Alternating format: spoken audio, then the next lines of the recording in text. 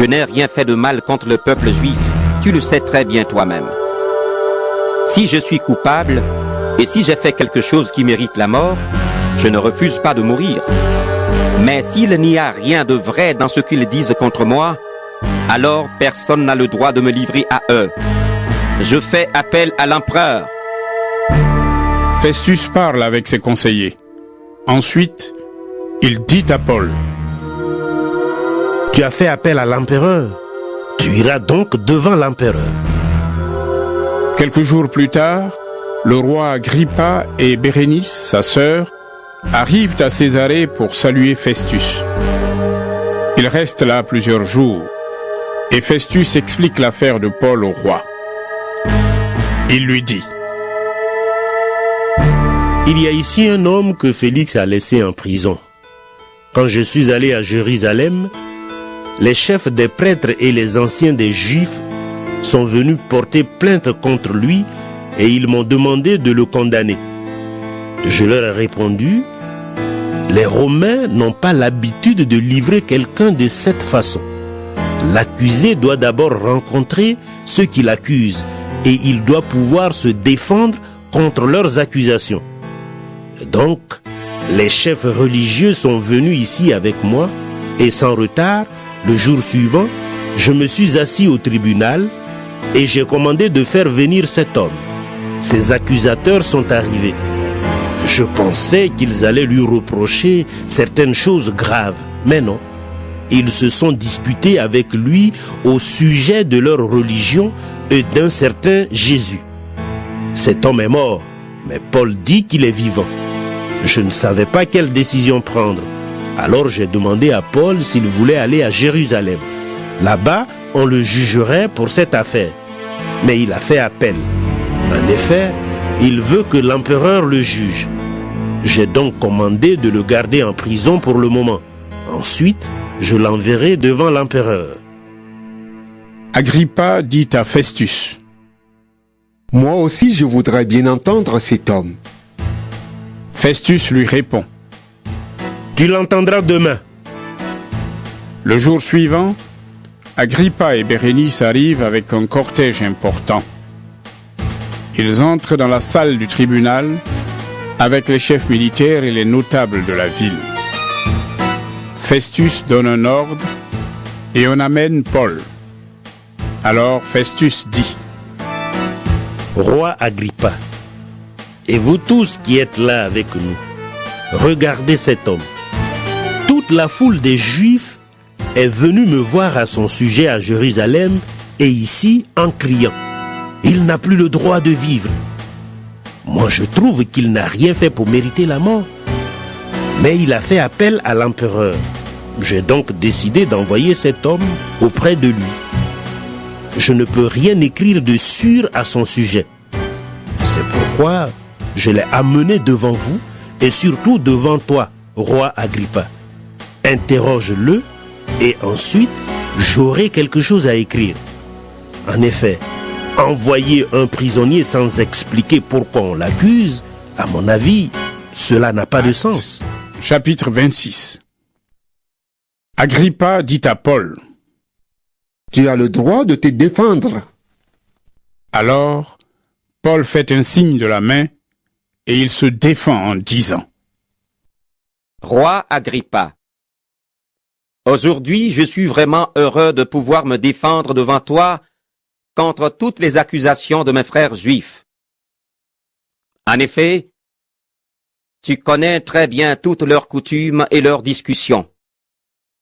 Pour cela, je te demande de m'écouter avec patience.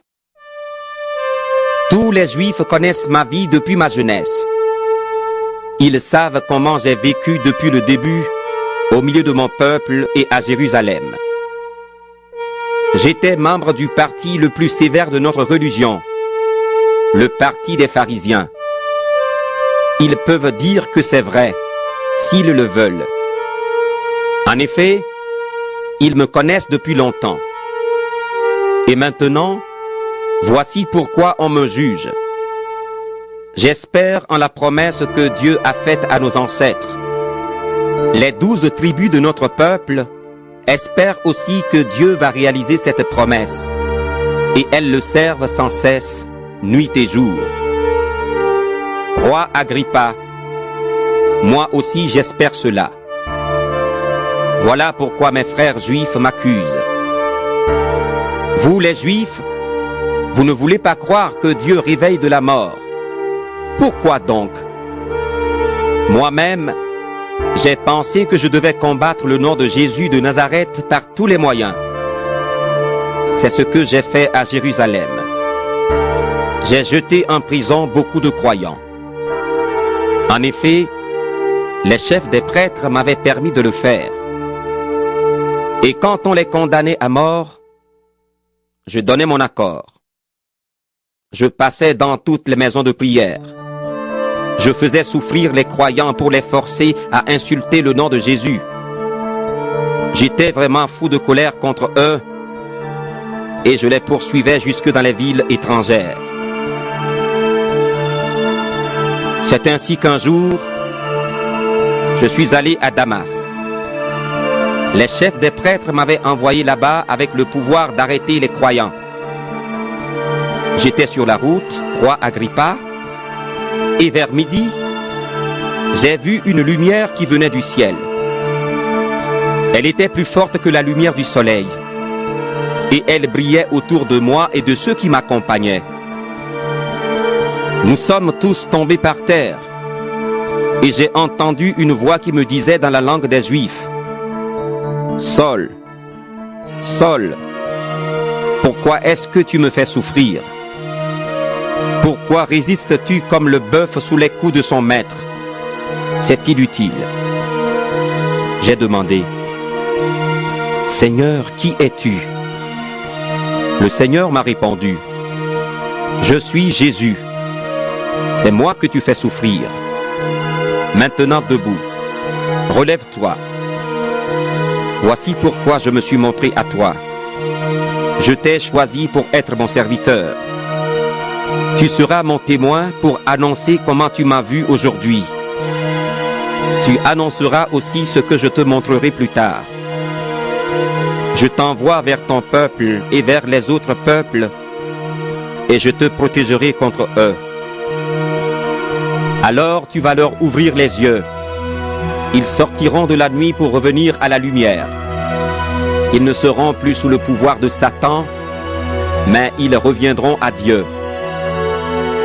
S'ils croient en moi, ils recevront le pardon de leurs péchés et une place avec ceux qui appartiennent à Dieu. Roi Agrippa, à partir de ce moment, je n'ai pas désobéi à ce que j'avais vu et qui venait de Dieu. Au contraire, voici ce que j'ai dit d'abord aux gens de Damas, puis de Jérusalem, aux habitants de toute la Judée et aux peuples qui ne connaissent pas Dieu. Changez votre vie et tournez-vous vers Dieu.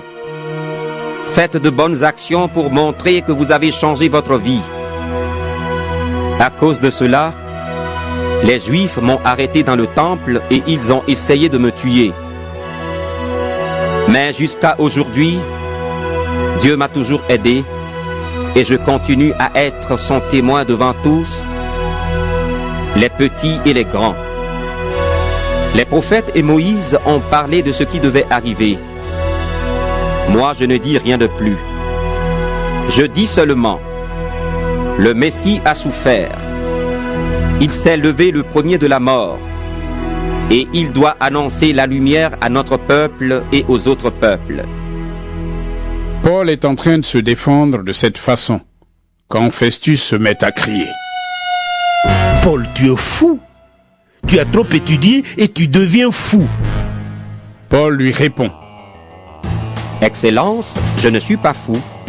Je dis des paroles sages et raisonnables. Le roi est au courant de tout cela. C'est pourquoi je parle avec assurance devant lui. Je suis sûr qu'il connaît toutes ces choses. En effet, cela n'est pas arrivé dans un endroit caché. Eh bien, roi Agrippa, est-ce que tu crois aux paroles des prophètes? Tu y crois, je le sais. Agrippa répond à Paul. Bientôt, tu vas me persuader de devenir chrétien. Paul lui dit: Ah, si seulement cela arrivait tôt ou tard, avec l'aide de Dieu. Toi et vous qui m'écoutez aujourd'hui, je souhaite que vous deveniez comme moi, ces chaînes en moins. Le roi, le gouverneur, Bérénice et ceux qui sont avec eux se lèvent. Ils sortent et se disent entre eux: Cet homme n'a rien fait pour mériter la mort ou la prison. Agrippa dit à Festus: On pourrait le libérer, mais il a fait appel à l'empereur. Chapitre 27. On décide que nous allons partir en bateau pour l'Italie. On confie Paul et quelques autres prisonniers à un officier romain appelé Julius. Il fait partie d'un groupe de soldats au service de l'empereur. Nous montons sur un bateau de la ville d'Adramite qui doit aller vers les ports de la province d'Asie. Puis, nous partons. Il y a avec nous Aristarque, un Macédonien de Thessalonique. Le jour suivant, nous arrivons à Sidon. Julius est bon avec Paul. Il lui permet d'aller voir ses amis et de profiter de leur service. Ensuite, nous repartons. Mais les vents soufflent contre nous. Alors nous passons du côté abrité de l'île de Chypre. Puis, nous traversons la mer de Cilicie et de Pamphylie. Et nous arrivons à Myre, en Lycie. Là, l'officier romain trouve un bateau d'Alexandrie qui va vers l'Italie. Il nous fait monter sur ce bateau. Pendant plusieurs jours, nous avançons lentement et nous arrivons avec beaucoup de difficultés devant la ville de Cnide. Mais le vent nous empêche de continuer dans cette direction. Alors nous allons vers le côté abrité de l'île de Crète, en passant par le cap Salmoné. Nous suivons la côte difficilement et nous arrivons à un endroit appelé les Bons Ports, près de la ville de Lazée. Mais nous avons perdu beaucoup de temps et cela devient dangereux de continuer le voyage. En effet, le jour du jeûne de septembre est passé. Paul veut donner son avis et il dit: Mes amis, je vois bien que le voyage va être dangereux. Le bateau et ses marchandises vont être abîmés et nous risquons même de perdre la vie. Mais l'officier romain fait plus confiance au capitaine et au propriétaire du bateau qu'aux paroles de Paul. De plus, le port n'est pas bon pour y passer la mauvaise saison. Donc, presque tous les gens du bateau décident de repartir de là. Ils veulent atteindre, si possible, un port de Crète appelé Phénix. Ce port est tourné vers le sud-ouest ou le nord-ouest. Ils veulent passer la mauvaise saison là-bas. Un vent du sud se met à souffler doucement et les gens du bateau croient que leur projet va réussir. Ils partent et ils essaient d'avancer le long de l'île de Crète. Mais peu de temps après, un vent de tempête appelé vent du nord-est vient de l'île et il souffle très fort. Le bateau est entraîné. Il ne peut pas résister au vent et nous nous laissons emporter. Nous passons du côté abrité d'une petite île appelée Coda. Ainsi, avec beaucoup de difficultés, nous arrivons à reprendre le canot de sauvetage.